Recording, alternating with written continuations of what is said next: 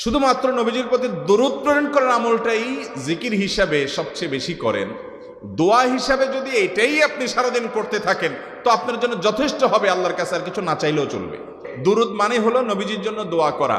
ভাই, আল্লাহ তার হাবিবকে রহম করবেন, আপনার আমার দোয়ার দিকে আল্লাহর তাকানোর কোনো ঠেকা আছে?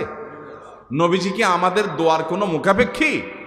কিন্তু আমরা তার জন্য দোয়া করলে ওই চান্সে আল্লাহ তাআলা আমাদের প্রতি অনুগ্রহ করবেন। একবার না, আপনি নবীজির প্রতি একবার রহমতের দোয়া করবেন, একবার দুরূদ পাঠ করবেন, মান সাল্লা আলাইয়া মাররাতান সাল্লাল্লাহু আলাইহি আশারা।